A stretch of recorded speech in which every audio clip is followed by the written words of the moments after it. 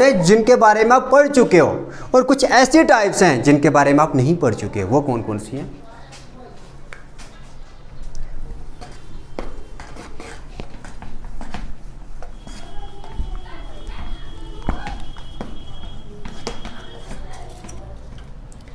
Motion, इसकी दो category हैं बच्चे। एक होता है रिलेटिव मोशन, और मुझे पता है ये स्कूल में नहीं बताया है। दूसरा होता है एब्सोल्यूट मोशन।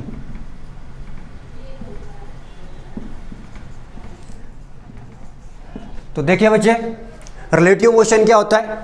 इसमें रिलेटिव मोशन में क्या होता है, एक बॉडी जो है, प्लीज एक मिनट को, एक बॉडी जो है, एक ऑब्जेक्ट बता सकते हो, वो अपनी पोजीशन को चेंज कर रहा है, लेकिन उसके साथ में जिसके सराउंडिंग में अपनी पोजीशन को चेंज कर रहा है, उसके सराउंडिंग में जो ऑब्जेक्ट है वो उसके पास है। जैसे कि एग्जांपल है, मैं आपके सराउंडिंग में अपनी पोजीशन को चेंज कर रहा हूं। देखिए कैसे, जैसे मैं यहाँ की अब इस डायरेक्शन में अगर मैं मूव कर रहा हूं, इसका मतलब क्या है कि मैं अपनी पोजीशन को चेंज कर रहा हूं। अगर इस डायरेक्शन में भी मैं क्या कर रहा हूं, मूव कर रहा हूं, इसका मतलब यहाँ पे मैं मोशन कर रहा हूं। लेकिन यहाँ पे इस मोशन को बताएंगे रिलेटिव मोशन। क्यों? क्योंकि यहाँ पे मैं आपके क्या कर रहा हूँ, पास में अपनी पोजिशन को चेंज कर रहा हूँ।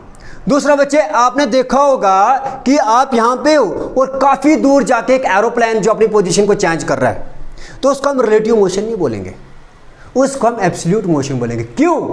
क्योंकि वो आपसे काफ़ी दूर है।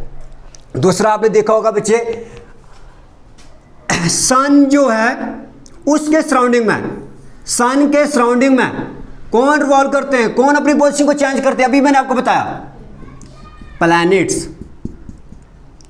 इसको भी हम एब्सोल्यूट मोशन ही बताएंगे। क्यों? जिन ऑब्जेक्ट्स के बीच का डिस्टेंस काफी ज्यादा है वो एब्सोल्यूट मोशन, और ऐसा बॉडी, ऐसा ऑब्जेक्ट जो दूसरी बॉडीज के पास में अपनी पोजीशन को क्या कर रहा है, चेंज कर रहा है, उसको बोलते हैं हम रिलेटिव मोशन। अब रिलेटिव मोशन में आता है uniform motion, non uniform motion, linear motion, oscillatory motion, circulatory motion. ये सब नाम सुने बच्चे, आपने सुने हैं? तो लेकिन क्लास 9th में आपने खाली पढ़ना है लीनियर मोशन और uniform and non uniform motion. Oscillatory motion नहीं पढ़ना है आपने इस क्लास 9th में। आपने जिसको हम जिग-जैग मोशन बोलते हैं वो भी आपने इस क्लास में नहीं पढ़ना, वो भी हाई क्लासेस में पढ़ना है। तो चलिए इसको 1 by 1 डिफाइन करते हैं। सबसे पहले बच्चे आपको रिलेटिव मोशन तो पता चल गया। अब उसके बाद आता है इसकी आगे जो टाइप्स हैं वो कौन कौन सी हैं।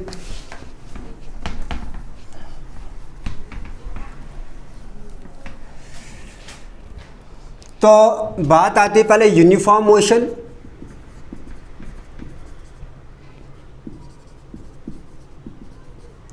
इसमें क्या होता है बच्चे, एक बॉडी जो है वो अपनी पोजीशन को चेंज करती है इक्वल इंटरवल ऑफ टाइम में।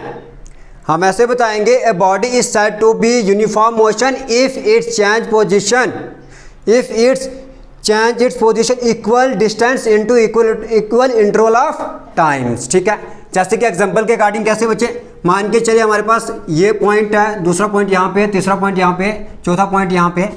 मान के चलिए बच्चे इस पॉइंट को रिप्रेजेंट करता हूँ मैं ए के साथ, बी के साथ, सी के साथ, डी के साथ, और यहाँ पे एक ऑब्जेक्ट जो है, और हाँ एक बात और, पहले यहाँ से लेकर यहाँ तक इन ए और बी स्टेशंस के बीच में जो डिस्टेंस है, मान के चलिए लेट्स सपोज 5 किलोमीटर है। बी से लेकर सी जो है, इन दो स्टेशंस के बीच में भी कितना डिस्टेंस है बच्चे, 5 किलोमीटर। और सी से लेकर डी के बीच का जो डिस्टेंस है भी कितना है, 5 किलोमीटर। मतलब इक्वल डिस्टेंस है स्टेशंस के बीच में, है ना, इक्वल डिस्टेंस। देखिए A to B 5 kilometre, B to C 5 kilometre, C to D 5 kilometre. अब यहाँ पे एक ऑब्जेक्ट है जो अपनी पोजीशन को चेंज कर रहा है, इन डिस्टेंसेस को कवर कर रहा है, और जो यहाँ पे टाइम लग रहा है इस ऑब्जेक्ट को इन डिस्टेंस को कवर करने में, तो वो क्या लग रहा है, सेम लग रहा है। मान के चलिए एक बॉडी है, वो यहाँ से इस पॉइंट से अपनी पोजीशन को चेंज कर रहा है, और जैसे जैसे वो इस पॉइंट पे पहुंचा तो कितना डिस्टेंस कवर किया बच्चे, 5 किलोमीटर। और ये क्या जो डिस्टेंस है वो एक्यूरेट नहीं है, हम लेट्स सपोज मान के चल रहे हैं और यहाँ से लेकर यहाँ तक जब बॉडी ने ऑब्जेक्ट ने डिस्टेंस कवर किया 5 किलोमीटर, तो मान के चलिए कितना टाइम लगता है बच्चे, 5 नहीं 10 मिनट्स। कितने? 10 मिनट्स। फिर उसके बाद बी से लेकर सी जब ऑब्जेक्ट्स अपना ट्रेवल स्टार्ट करता है और इस डिस्टेंस को कवर करने में फिर से कितना टाइम लगता है बच्चे, 10 मिनट्स। फिर से सी से लेकर जब डी तक ऑब्जेक्ट अपना डिस्टेंस कवर करता है तो यहाँ पे भी कितना टाइम लगता है, 10 मिनट्स। इस वाले मोशन को बोला जाता है यूनिफॉर्म मोशन। यूनिफॉर्म क्यों? क्योंकि इक्वल डिस्टेंस कवर कर रहा है, बॉडी जो है वो इक्वल डिस्टेंस कवर कर रहा है और उसको टाइम भी क्या क्या लग रहा है, इक्वल टाइम लग रहा है। तो इसको बोलते हैं हम यूनिफॉर्म मोशन। अब उसके बाद आता है नॉन यूनिफॉर्म मोशन। सेम इसी तरह से थोड़ा सा डिफरेंस है इसमें बच्चे। नॉन यूनिफॉर्म मोशन में भी क्या होता है, हम 2-3 स्टेशंस लेंगे, उनको रिप्रेजेंट करेंगे इसी तरह से यूनिफॉर्म की तरह से। ए